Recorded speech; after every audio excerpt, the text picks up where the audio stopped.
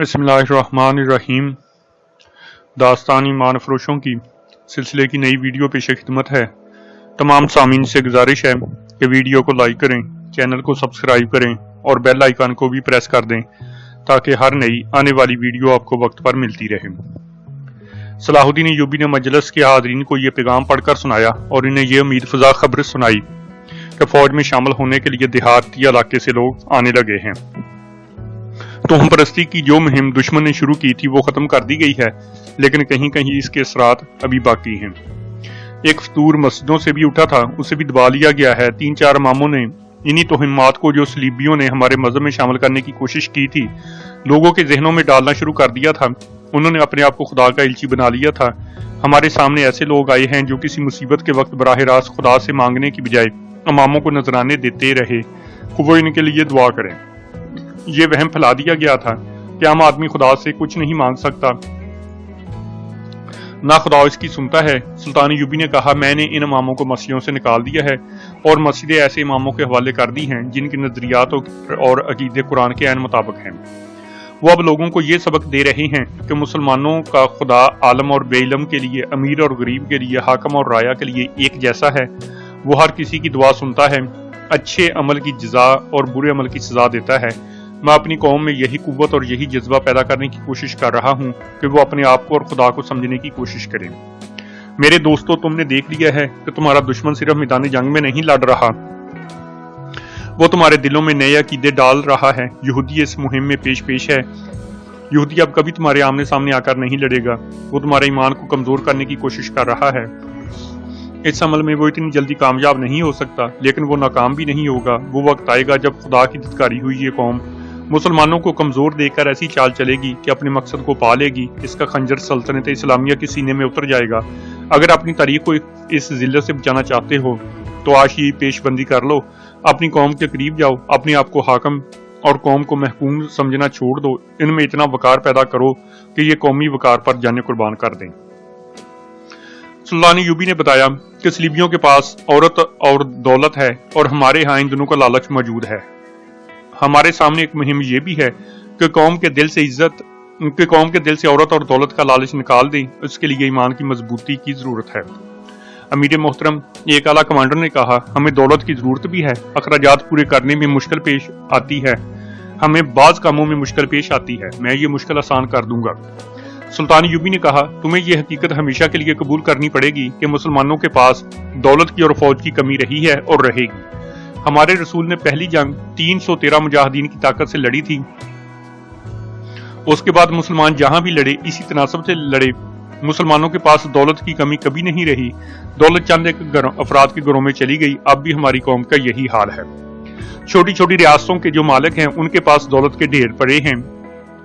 दौलत के ढेर यहां भी पड़े हैं। सलार आजम गियास बलबीस ने कहा, अगर आप इजाजत दें तो हम एक नई मुहिम शुरू कर सकते हैं। आपको मालूम है कि मिस्र खजानों की सरजमीन है। यहाँ जो फिरौन भी मरा वो अपना तमाम तर खजाना अपने साथ जमीन के नीचे ले गया। वो खजाने किसके थे? ये उस गरीब मखलूक की दौलत थी जिसे भूखा रखकर उससे सजदे कराए गए। उस दौर के इंसान ने फिरौन को खुदा सिर्फ इसलिए कहा था कि वो इंसान भूखा था। उसकी किस्मत फिरौनों के हाथ में थी। उसकी जिंदगी और मौत भी फिरौनों ने अपने हाथ में ले ली थी।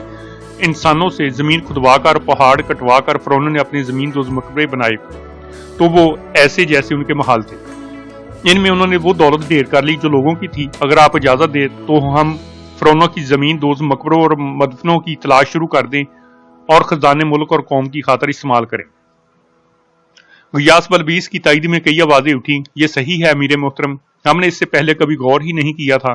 हम इस मुहिम में फौज को इस्तेमाल कर सकते हैं। शहरी आबादी से एक लश्कर जमा किया जा सकता है। हाँ, गैर फौजियों को इस्तेमाल किया जाए और उन्हें उजरत दी जाए। मजलिस में हंगामा सा बपा हो गया। हर कोई कुछ न कुछ कह रहा था। अगर कोई खामोश था तो वो सलाहुद्दीन अय्यूबी था। मजलिस में बहुत देर बाद ये एहसास पैदा हुआ कि इनका अमीर और सलार आजम खामोश है। मजलिस पर भी खामोशी तारी हो गई। सुल्तान अय्यूबी ने सब पर निगाह डाली और कहा, मैं इस मुहिम की इजाजत नहीं दे सकता जिसकी तजवीज गियास बलबीस ने पेश की है। मजलिस पर सन्नाटा तारी हो गया। किसी को तवक्को नहीं थी कि सुल्तान अय्यूबी इस तजवीज को ठुकरा देगा। उसने कहा, मैं नहीं चाहता कि मरने के बाद तारीख मुझे कब्र चोर और मकबरों का डाकू कहे। तारीख ने मुझे जलील किया तो इसमें तुम्हारी भी जिल्लत होगी। आने वाली नस्लें कहेंगी कि सलाहुद्दीन अय्यूबी के मशीर और वजीर भी कब्र चोर थे। सलीबी इस इल्जाम को खूब उछालेंगे और तुम्हारी कुर्बानी और जज्बा इस्लाम को डकैती और राहजनी का नाम देकर तुम्हें तुम्हारी ही नस्लों में रुसवा कर देंगे, और तुम ही नहीं हमारी तारीख जलील और रुसवा हो जाएगी। गुस्ताखी माफ अमीर मोहतरम। अली बिन सफियान ने कहा, थोड़े से अरसे के लिए मिस्र सलीबियों के कब्जे में आया था। उन्होंने सबसे पहले यहाँ के खजानों की तलाश शुरू की थी। कारा के मजाफात में हमने जिन खंडरों से सलीबी तकरीबकारों और फदाइयों का एक ग्रोह पकड़ा था, वो किसी फिरौन का मुदफन था। वहां से वो सब कुछ ले गए थे। सलीबियों की हुकूमत ज्यादा देर कायम ना रही, वरना वो यहाँ के तमाम खजाने निकाल ले जाते। मोहतरम गियास बलबीस ने ठीक कहा है कि ये खजाने अगर किसी की मलकियत हैं तो वो फिरौन नहीं थे, उनके मालिक उस वक्त के इंसान थे। मैं ये मशवरा पेश करने की जरूरत जरूर करूंगा कि ये खजाने निकालकर आज के इंसान के फलाह बहबूद और वकार के लिए इस्तेमाल किए जाए। और मैं तुम्हें ये भी बता दूं, सुल्तान यूबी ने कहा कि ये खजाने तुम्हारे सामने आए तो तुम भी फिरौन बन जाओगे। इंसान को ये जरूरत किसने दी थी कि वो अपने आप को खुदा समझे? दौलत और दौलत की हवस ने। इंसान को इंसान के आगे सजदा किसने कराया? मुफलिसी और भूख ने। तुम सलीबियों की बात करते हो कि उन्होंने फिरौनों के एक मुदफन को लूटा। मैं तुम्हें बताता हूं कि जब पहले फिरौन की लाश तमाम तर खजाने के साथ जमीन में दबाई गई थी, कब्र चोरी उसी वक्त शुरू हो गई थी। इंसान वैश्यों और दरिंदों की तरह पहले फिरौन के मुदफन पर टूट पड़े। उनका दीन और ईमान सिर्फ दौलत बन गया। फिर फिरौन मरकर अपने खजाने जमीन में ले जाते रहे और कब्र चोरी बाकायदा पेशा बन गई। उसके बाद हर फिरौन ने अपनी जिंदगी में ही अपना दफन किसी ऐसी जगह तैयार कराया जहां तक कोई पहुंच ना सके, और मरने के बाद उसके पसमानदगान और जानशीन ने ऐसे तरीके से बंद कराया कि कोई उसे खोल ना सके। और जब फिरौनों का दौर खत्म हो गया तो मिस्र जिसके कब्जे में भी आया, उसने छुपे हुए खजानों की तलाश शुरू कर दी। मैं जानता हूं कि फिरौनों के बहुत से मुदफन ऐसे हैं जिनके मतलब कोई जानता ही नहीं कि कहां हैं। वो जमीन दोज महाल हैं। क़यामत तक मिस्र के हुक्मरान और हमलावर इन दफनों को ढूंढते रहेंगे। इन तमाम हुकूमतों को जवाल क्यों आया? सिर्फ इसलिए कि इनकी तवज्जो खजानों पर मरकूज हो गई थी। राया को यह तासर दिया गया कि दौलत है तो इज्जत है, हाथ खाली है तो तुम भी और तुम्हारी बेटियां भी उनकी हैं जिनके पास दौलत है।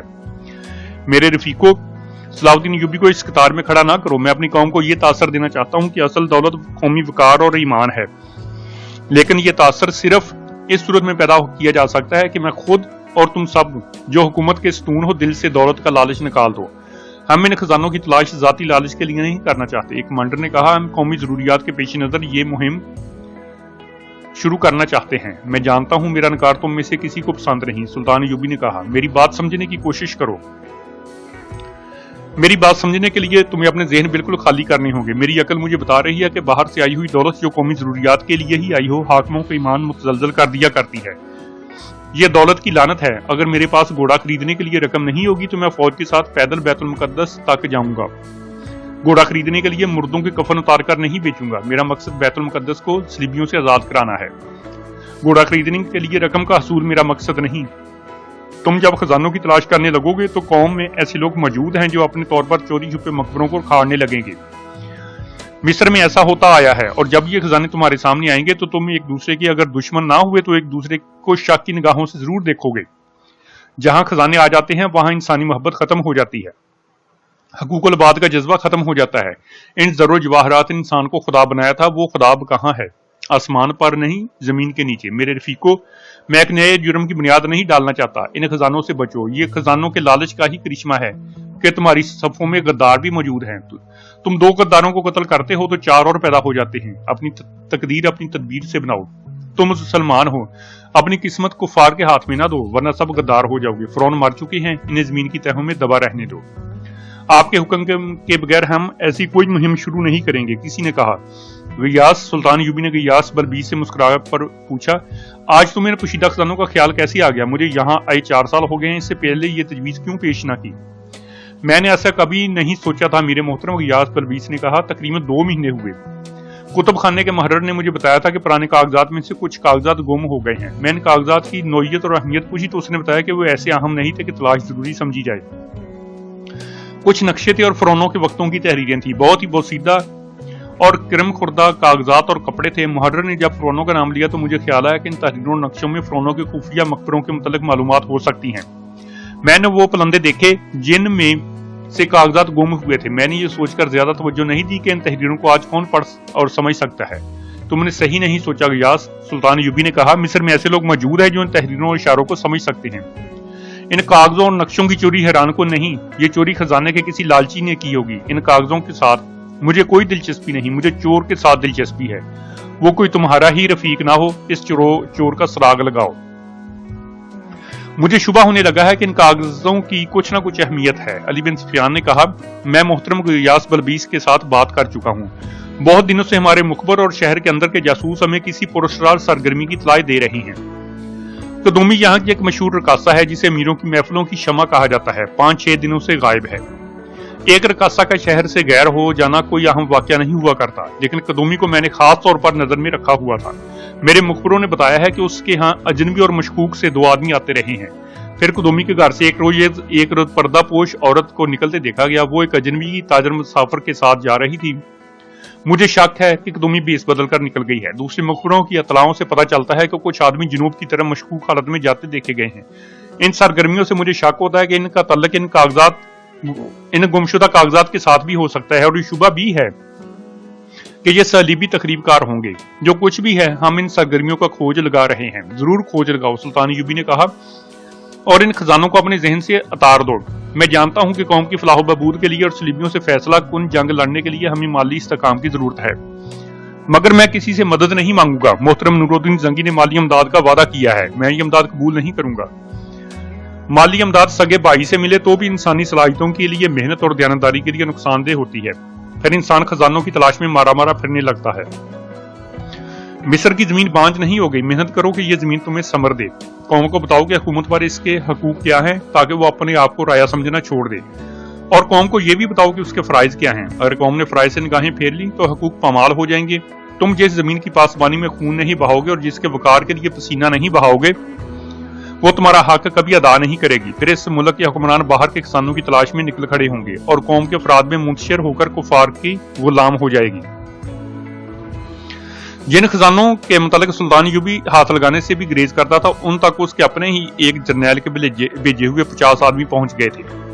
مارکونی، اسماعیل، قدومی اور ایک اور صلیبی شام کو پہنچے۔ ان کے باقی ساتھی جو الگ الگ ٹولیوں میں روانہ ہوئے تھے اسی رات پہنچنا شروع ہوئے، اور آدھی رات کے بعد پورے 50 آدمی پہنچ گئے، جیسا کہ بیان کیا جا چکا ہے۔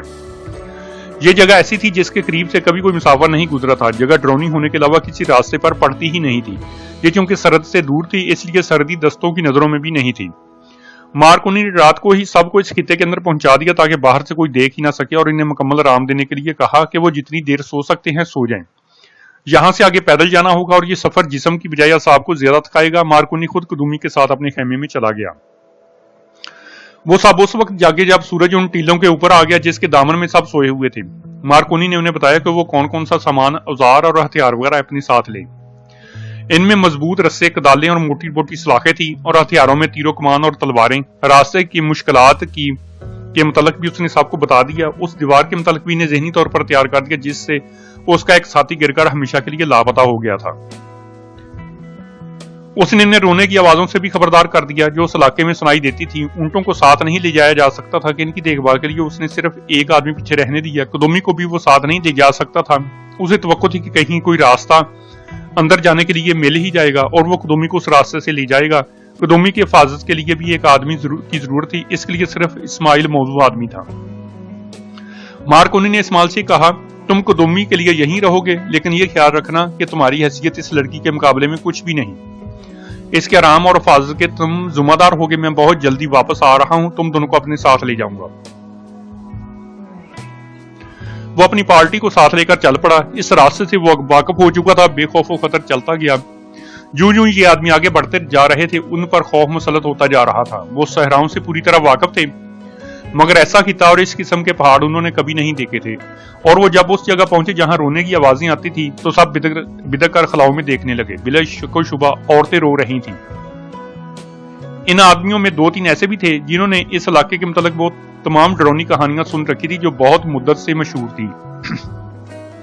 انہوں نے اپنے صلیبی ساتھیوں کو بھی یہ کہانیاں سنا کر ڈرا دیا تھا۔ وہ سب ڈر کی گرفت میں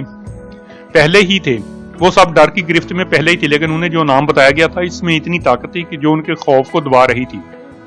اس کے علاوہ وہ صلیب کے تنخواہ دار ملازم بھی تھے اور مارکونی ان کا افسر تھا۔ وہ نام اور حکم کی پابندی کے تحت چلے جا رہے تھے۔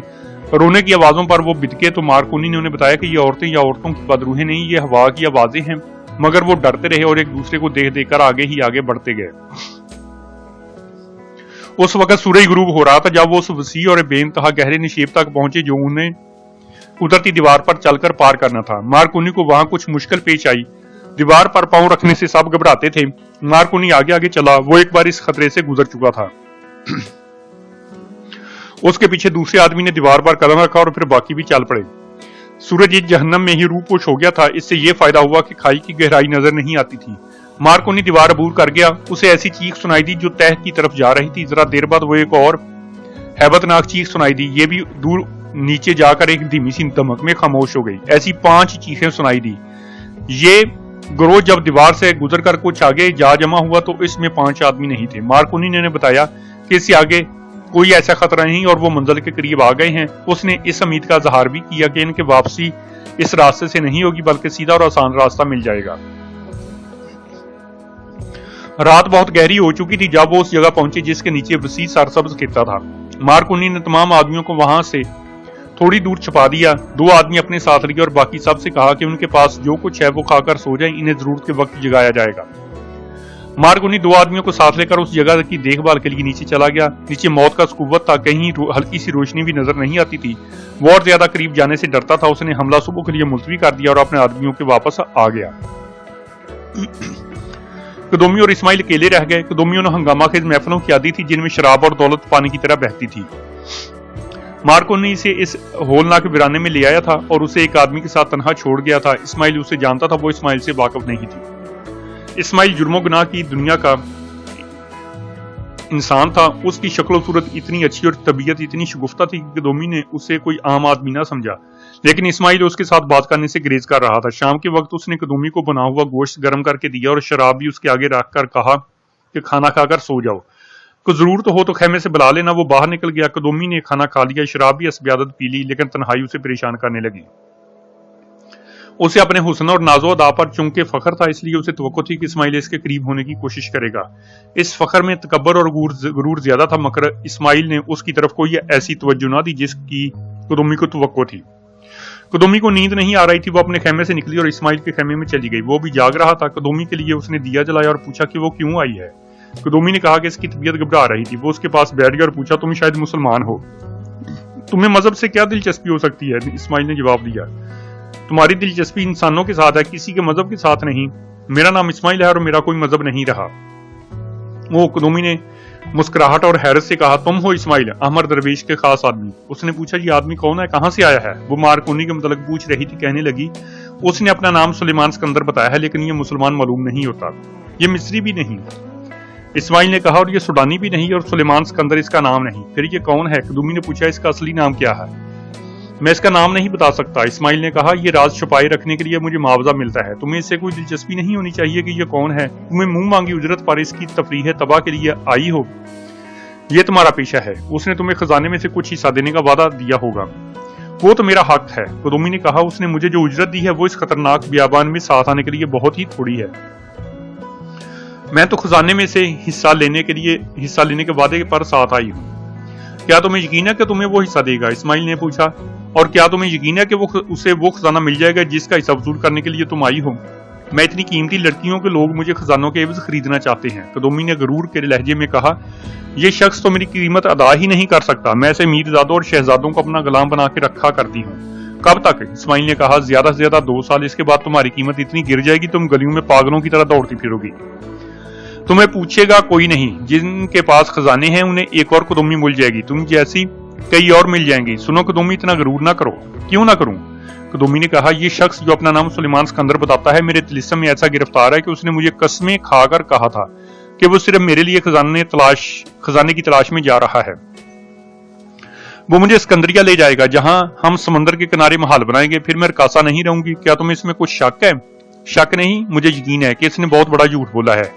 اسماعیل نے کہا میں اپنی اجرت کے لیے اس کے ساتھ آیا ہوں، احمد درویش کا کہنا میرے لیے حکم کا درجہ رکھتا ہے۔ اس نے کہا کہ میں اس کے ساتھ جاؤں، میں آ گیا، یہ میرا پیشہ ہے، میں کرائے کا گناہ گار ہوں، میں اجرت پر قتل بھی کیا کرتا ہوں مگر میں جھوٹ نہیں بولا کرتا، میں کبھی پکڑا ہی نہیں گیا، احمد درویش مجھے بچا لیتا ہے۔ مجھ میں دوسری خوبی یا خرابی یہ ہے کہ میں عورت کا احترام کرتا ہوں، مجھے نہیں معلوم کہ میں ایسا کیوں کرتا ہوں، عورت پردہ دار ہو یا عصمت فروش، میں اس کی عزت کرتا ہوں، میں عورت کو دھوکہ نہیں دے سکتا، میں تمہیں بھی دھوکہ نہیں رکھوں گا۔ میں تمہیں یہ بتا دینا اپنا اخلاقی فرض سمجھتا ہوں کہ یہ خزانہ تمہارے لیے محل تمیل کرنے کے لیے نہیں نکالا جا رہا ہے، یہ مصر کی جڑیں کاٹنے کے لیے استعمال ہوگا، یہاں صلیبی حکومت قائم کی جائے گی، مسجدوں کو گرجے بنایا جائے گا، اور اگر ایسا نہ ہوا تو یہ خزانہ مصر سے باہر چلا جائے گا۔ مجھے معلوم ہے کہ تمہیں مصر کے ساتھ کوئی دلچسپی نہیں، مجھے بھی نہیں، ہم دونوں پیشہ وار ہیں، گناہ ہمارا پیشہ ہے۔ میں تمہیں صرف 2 باتیں بتانا چاہتا ہوں جو بتا چکا ہوں، ایک بار پھر سن لو۔ تمہارے حسن اور جوانی کی عمر بہت تھوڑی رہ گئی ہے۔ دوسری بات یہ کہ تمہیں یہ شخص اپنے ساتھ تفریح اور عیاشی کے لیے لایا ہے، اس کی نظر میں تم ایک طوائف ہو۔ اگر اس نے تم پر کرم کیا تو 1-2 ہیرے تمہارے ہاتھ میں دے دے گا، اور اگر اس نے کسی کے لیے محل تعمیر کیا بھی تو وہ کوئی نوخیز لڑکی ہوگی، وہ تم نہیں ہوگی۔ تمہارے چہرے پر مجھے بال جیسی باریک 2 لکیریں نظر آ رہی ہیں جو آج اچھی لگتی ہیں، تھوڑے ہی دنوں بعد یہ گہری ہو کر تمہاری قدر و قیمت ختم کر دیں گی۔ اسماعیل کے ہونٹوں پر مسکراہٹ تھی اور اس کے بولنے کا انداز ایسا تھا جس میں طنز نہیں تھی، دھوکہ اور فریب نہیں تھا، ایک گونا اپنائیت سی تھی، اور ایسی حقیقت جو قدومی نے پہلے کبھی نہیں سنی تھی۔ اسے توقع تھی کہ اسماعیل اس پر ڈورے ڈالے گا، مگر اسماعیل نے اسے ذرا بھی اہمیت نہ دی۔ اس کی بجائے اسے یہ تاثر دے دیا کہ اس کی اہمیت 2 روز کی مہمان ہے۔ قدومی تو اپنے حسن کی تعریفیں سننے کی عادی تھی، اپنے آپ کو کلوپترا ثانی سمجھتی تھی۔ اسماعیل نے ایسا تاثر پیدا کیا جسے قدومی دھتکار نہ سکی۔ اسماعیل کا انداز ہی ایسا تھا کہ اس کا پیدا کیا ہوا تاثر اس کے دل کی گہرائیوں میں اتر گیا۔